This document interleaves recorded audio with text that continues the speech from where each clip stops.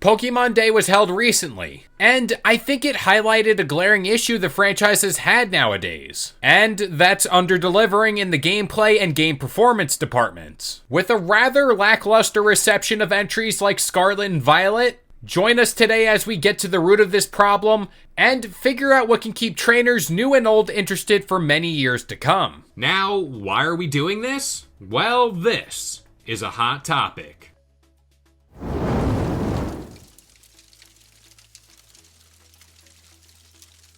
What's up, guys? This is Kalo, and normally I'm here to give you the lowdown on all things gaming, but we are back for yet another episode of Game Sandwich Hot Topic, and I'm joined today by one of Game Sandwich's finest. Why don't you say what's up? Hello, Aiden here.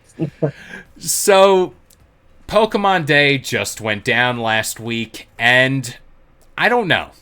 There's something burning within me, no pun intended. I don't think it was enough. I think Pokemon nowadays has been struggling mightily to impress fans who have been here since the start, Red and Blue. And I'd go, if you want more recent takes, as far back as Sun and Moon, maybe around X and Y. I know that's going to get some flack here, but I don't think they're doing enough. And I wanted to take today to kind of run through what they revealed at Pokemon Day, this whole Pokemon Presents, because there was something, at least something, and then kind of get a gauge as to where you stand on the franchise as a whole, what they've been doing right, what they've been doing wrong. So, up first, the showcase itself. I'm not a math guy, but 90% of it was mobile games. I mean, Pokemon Sleep, they revealed some DLC for Pokemon Go, Pokemon Masters EX. What are your thoughts on this mobile focus from Pokemon? I mean, really, when it comes down to the mobile focus, I mean, okay, I get they want to put the card game on an app. I mean, that's fine and dandy. Hey, that gets it to more audiences. That good for them. People probably won't have to spend as much money getting cards now. But I mean, really, it's just recycling something that they've already done, so, oh well. I think that there's already a Pokemon card game literally available to play on your phone, so, like, why bother with it? I mean, Pokemon Go is at least one thing that, like, they made that has at least revolutionized apps, in a sense. I mean, think about how many copycats there are of it, so I mean, really, them continuing Pokemon Go is good. They should do that. But, I mean, really, the focus on just mobile properties of theirs isn't going to end up helping them in the long run unless they come out with something that's even more revolutionary than Pokemon Go. Because, I mean, really, last thing they did was Pokemon Sleep, and that's not that great. I mean, what's next? Like, just Pokemon Yoga? Like, are we going to do Pokemon Breathe? Or, like, Pokemon Think Session? I don't know. I very much think we're on the cusp of one of those. It's so close, I can practically taste it. But I brought this idea up because, yes, I get mobile gaming is big in Japan. That's probably where they're making their most money here when talking about these games. But Pokemon, I think at the end of the day, is a video game, and it's one you play. Of course, that's why we're here. That's why this whole thing exists. But on a day where it's like your day, Pokemon Day, like, this is gonna set you up for what's ahead for this year. You don't have a game coming out this year. 2025, we're getting Legend ZA, or whatever they're calling it, Z.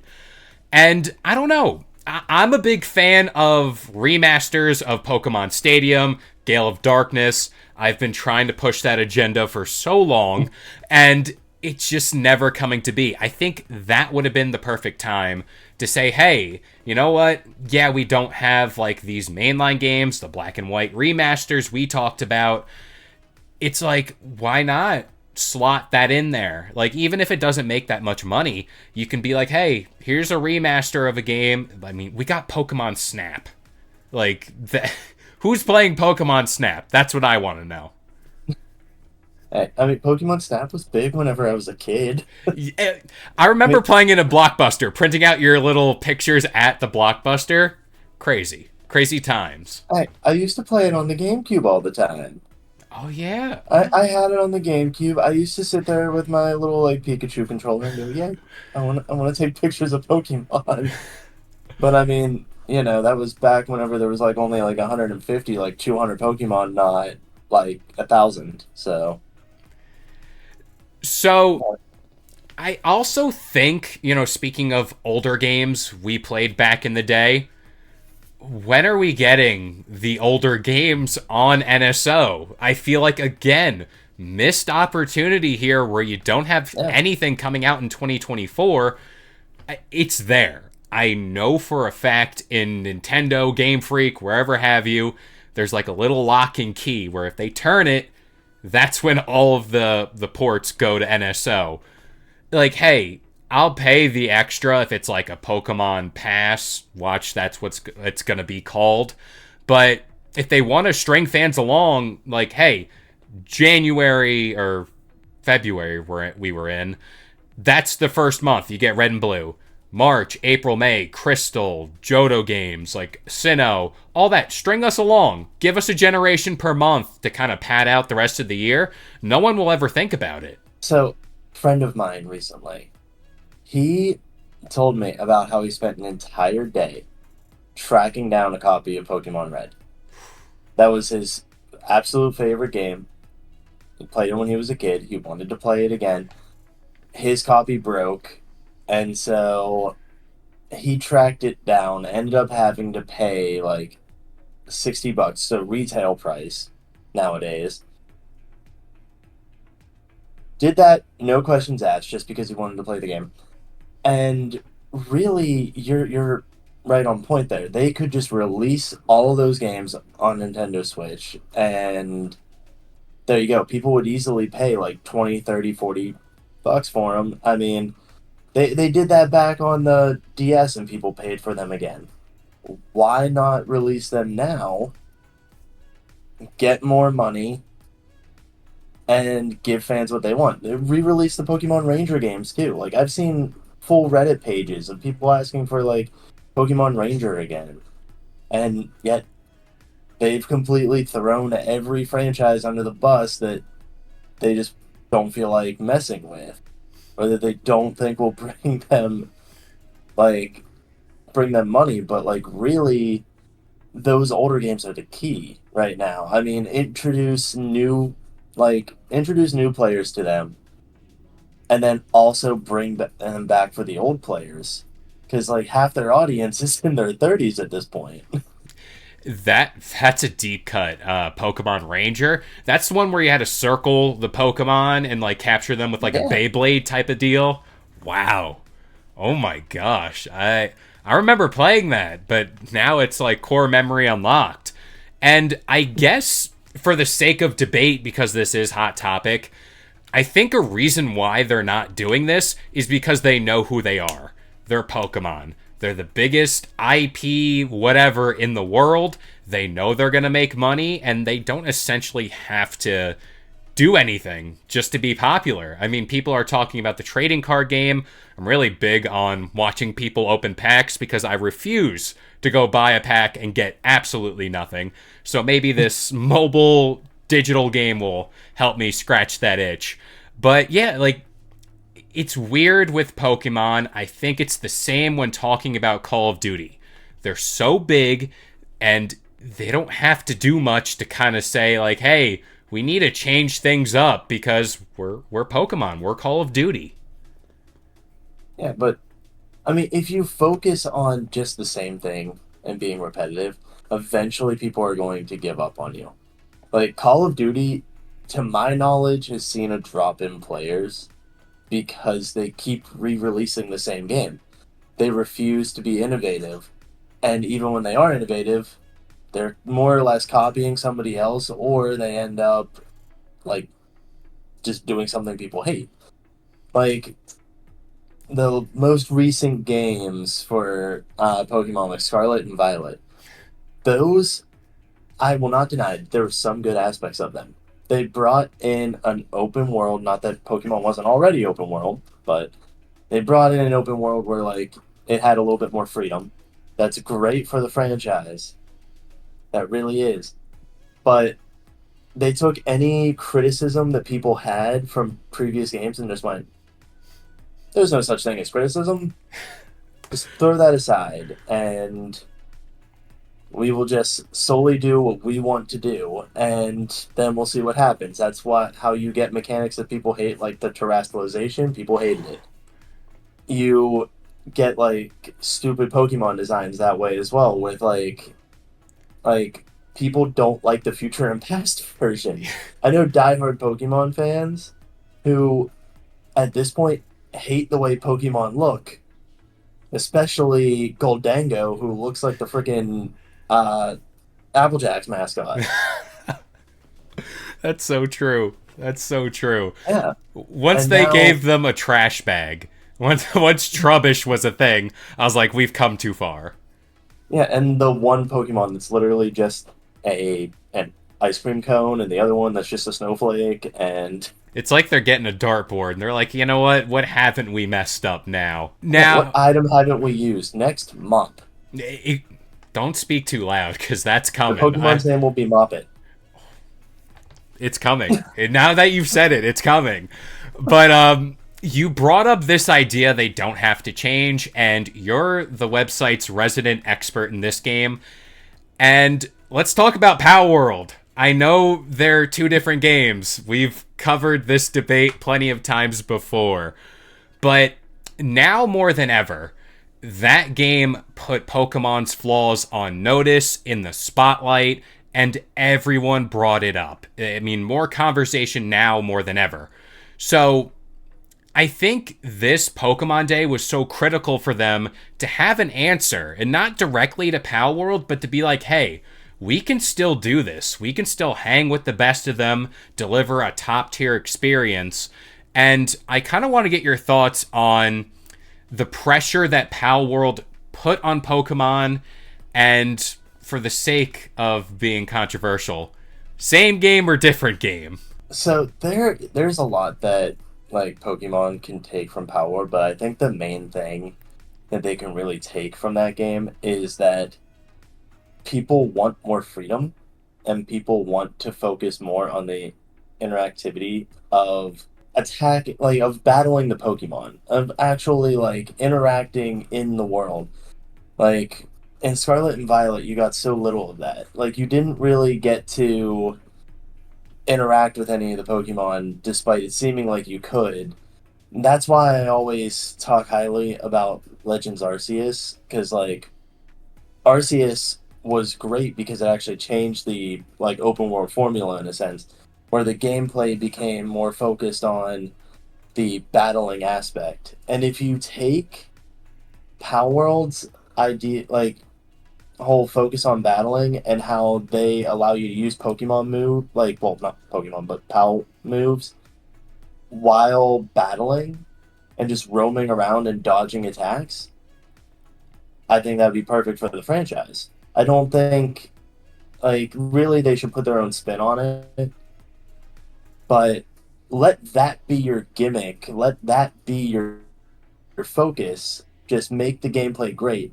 Stop worrying about, oh, what are we going to change now? What's the new Mega Evolution? What's the new terrestrialized form? When are we getting Mega Terrestrializations? Or like any of the other things, like, oh, we're maybe next time we're going to make it so the Pokemon can change types on the fly or something instead of terrestrializing. It's like, oh, just let them cycle through any of them. I don't know, but you know that there's going to be some sort of a gimmick with like Pokemon like Legends Z, and that's the thing that I absolutely hate the most about it is that no matter how much I want to think positively about this upcoming game, I know they're going to put some sort of spin on it that people aren't going to want. And I think the spin really is now they're only focusing on Lumiose City, and they're going more of like what seems like a futuristic route. And I think people are going to end up looking at that negatively, and they're going to ignore like anything that Pal World put out there. They're going to see Pal World as just another copycat, and they're not going to learn anything from it. Even though they could take a crafting mechanic, they could take open world battling, and they could definitely take boss fights in a new direction. So, I have a few ideas as to what the gimmick of this game could be and where I would like them to take it. You know, in the trailer there was a big focus on this blueprint of the city. There was one shot in the trailer specifically where it was like the old map, it looked like an old map, and then it was like the digital Tron looking map. And in the map, there were these circles, and each circle was blank in the old map. And then when you go forward, I assume in the future, there was like little circles and like something changed.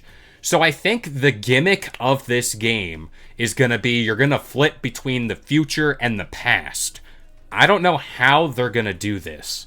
And maybe because the game is coming out in 2025, Switch 2, maybe that's something there to look at. And then I think because they're focusing in on Lumio City, they can kind of take a more deep approach to battling because they're not going to have to worry about all these different biomes of snow, like a desert, like a beach. You can take the chance here and focus in on little side streets, and you encounter trainers there, and you can have more in-depth battles because you're closer to the other person and other Pokemon. Also, a little weird take I think would be pretty cool. It's in France, the real world France, essentially. Let's explore the catacombs. Maybe that's the whole other subsection of the city. I know it's a darker take, but in I think it was, this is X and Y. Yeah, XYZ. So, why not focus in on this war period that everyone wants to explore more? The catacombs could have a lot of answers there. So, maybe they explore some catacombs. That'd be awesome.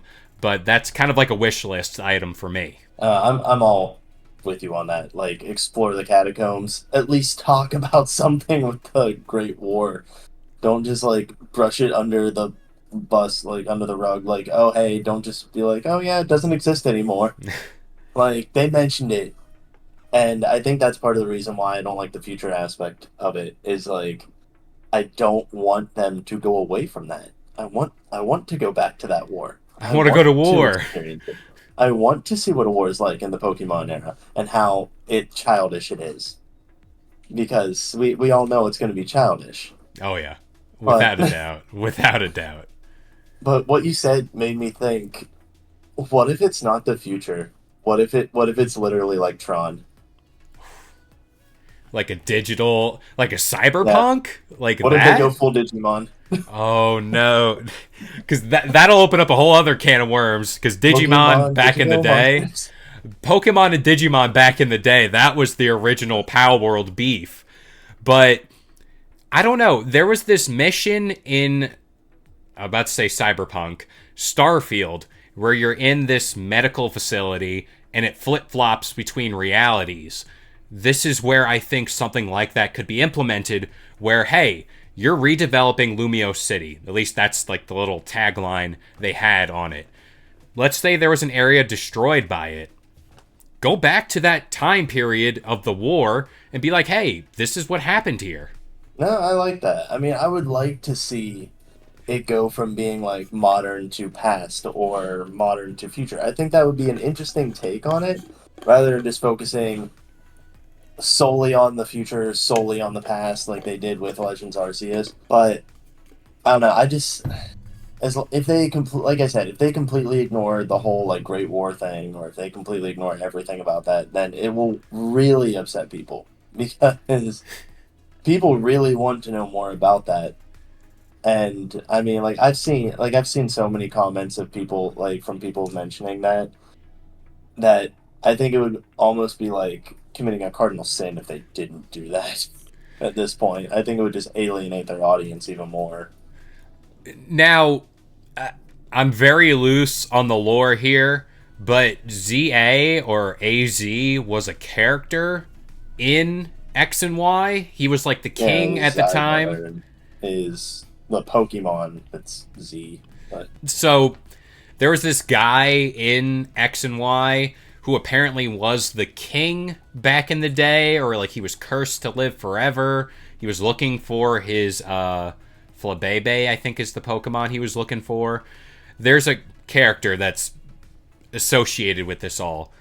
Maybe he's the key here. Maybe there's something there to explore. I don't know. But this one little line they had, which was simultaneously releasing worldwide. Again, this ties into, I don't think this game was, like it was great to see, great to hear about. But again, nothing coming out in 2024. Does this mean this is like a cross-gen Switch like Breath of the Wild was, where it's like we get it on the Switch, but it's really for the Switch too? I mean, it could be. I mean, at this point, there's been so much, like, so many people talking about the Switch too. I'd be like, it would be crazy for them not to mention at least something about it this year. And really, I foresee it being like a cross-gen thing of Switch 1, Switch 2. It's better on the Switch 2, but it still runs okay, probably with a ton of glitches on Switch 1, but oh well. Do we get two games? Maybe Z is one game, A is the other. I don't know. That wording of ZA is so weird to me. I don't know. This, honestly, at this point, if they did two games for it, I think that would be weird. I, I mean, this is supposed to be the third game with X and Y, and I mean, finally, they're bringing in the third game from an era where they used to do three games like religiously. I just want colored cartridges back. Like, can we at least get that? Give me like a neon green cartridge. Like, it adds to the experience. I don't know. It just adds to the experience. Maybe I'm just simple minded, but like, I like that stuff. No, I mean, not a green one. Come on, they already did a green cartridge when it came to Emerald, so Oh, yeah. Yeah, we can figure something I mean, out. just Maybe instead of it being a translucent. deep green, maybe just make it neon or something. I want like translucent or add some like RGB. I don't know. Let's get crazy. Totally. Let's get really wild. Gamers love RGB. That's one thing I know. But I mean, my computer's full of it. Yes. exactly. We got it all over the place. Now, I want to talk about the fan reception of the game to kind of close things out. I get it. People are pumped. Mega evolutions are back. Flygon, please give me a mega there. I need it more than I need water right now. It's long overdue for Flygon. But, again, like to kind of close out this whole argument, it just didn't seem like enough. Legends games are great. I welcome it fully. But again, missing out on a potential black and white remaster to kind of hold us over. You were talking at one point about like a gold and silver mesh with black and white somehow.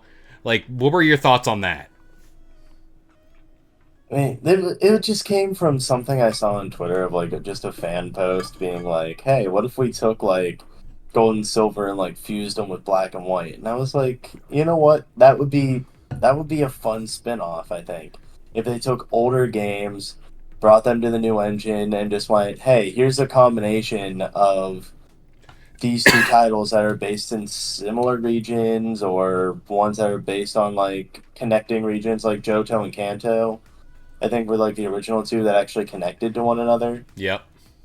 Like, go ahead and do like a game that bridges both of those, and then just fuse them. Like, take Pokemon, fuse them together.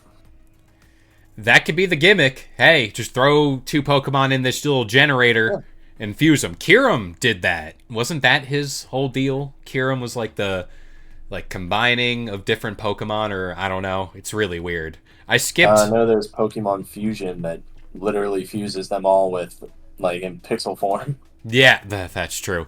Like I skipped that whole XY black and white generation. I don't know. That's when Pokemon kind of lost its steam. But do you have any more thoughts on Pokemon in general? And what would you like to see out of Gen 10? I mean, out of Gen 10, I'd like to see them not inevitably take a Nintendo Switch controller and turn it into a Pokemon. But Ooh. I It's mean, so because I feel like scary that's because like that seems like a thing they would do. it does, it does. But I mean, really, out of Gen 10, I'd really rather them look to the fans and ask them like to design. I mean, there are people who design Pokemon constantly. Oh, yeah. You're telling me that Nintendo can't reach out and get some licensing from a fan creation or something, or like, I mean, come on, Hmm. that would save them trouble. It would get them more designs, and they'd actually be able to get Pokemon that look good again instead of ice cream cones and like cereal mascots. But I mean, really, just if anything in Gen 10, I really just want to see a dragon form of Eevee Yep. because we have not gotten that yet, and I would like to see a ghost form of Eevee because they have not done that for Gen 9. And so I think in Gen 10 they kind of owe everybody. Hey, why not do two of them this time? It's like, hey, we've been kind of slacking, so here's your new evolutions. There you go. And Exactly. for the case of like handing it off to the fans, it worked out great for Star Wars, where they handed off like the CGI of Luke Skywalker to a fan who was doing deep fakes. That worked there. So Yeah. hey, let's start with Pokemon. I also think one thing that's going underrated here, voice acting. Where is that within these games? I think it would go over well. Oh, it would. It for sure would. Do you know how many people would be begging to get into a Pokemon game to be like the first person to have their voice heard? Yeah, it doesn't even have to Like, be like the main character, or it does have to be the main characters, but like it doesn't have to be these little NPCs. Main character cutscenes. Give us some talking points. We'll go for it. yeah, I mean, even if it's not the player character that gets voiced, sure, have a silent protagonist like Link or something, whatever. But I mean, I would absolutely love it if like they just got people to voice like the next professor or someone to voice the villains or something, because I feel like it would be so much more dramatic to hear that. Oh yeah, like a narrator. Why not? The Yeah, narrator. I mean, I loved it when they did. Like that's one thing I actually liked about Tears of the Kingdom. As much as I did not like that title, and as much as it's just a DLC, I loved hearing Matt Mercer's voice for Ganondorf. Like, It goes a long way. Like cast 2 or 3 people. That's it. There's your recipe, Pokemon. If you're listening, this is what'll fix the game, hopefully. But without further ado, we're gonna pass it off to you guys, the audience. What are your thoughts on Pokemon as it stands right now? Are they doing enough? Do you like where the games are at? Let us know in the comments section down below. We also have our Discord open for debate, so why don't you join there? But that about does it for this episode of Game Sandwich Hot Topic. If you enjoyed today's debate or want your weekly dose of gaming news content, consider subscribing to Game Sandwich for content just like this. And we'll see you guys next time.